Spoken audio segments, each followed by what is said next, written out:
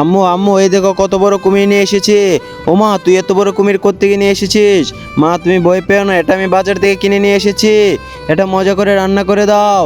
আচ্ছা ঠিক আছে, তার আগে চল আমি রেডি হয়ে নেই। এবার চল আমার সাথে, আজকে এটা অনেক মজা এবং সুস্বাদু করে রান্না করব। আয় আমার সাথে। ঠিক আছে আম্মু, আজকে তাহলে অনেক মজা হবে। প্রথমে এটাকে পানি দিয়ে ভালো করে ধুয়ে নেব, তারপর টুকরো টুকরো করে কেটে নেব। হে আল্লাহ, এই পবিত্র কোরআনকে দেখে যারা যারা লাইক সাবস্ক্রাইব করে দিবে তাদেরকে তুমি ক্ষমা করে দিও আল্লাহ। তারপর পেঁয়াজ, আদা, রসুন, লবণ, তেল এবং অন্যান্য মশলা দিয়ে ভালো করে মাখিয়ে কিছুক্ষণ রেখে দেব যেন সুস্বাদু হয়। তারপর ফয়েল পেপারের উপর কলা পাতা রেখে এটার মধ্যে কুমিরটাকে ভালো করে দিয়ে দিব, সাথে মশলাগুলো দিয়ে দিব। এখন ভালো করে ফয়েল পেপারটা মুড়িয়ে নিতে হবে।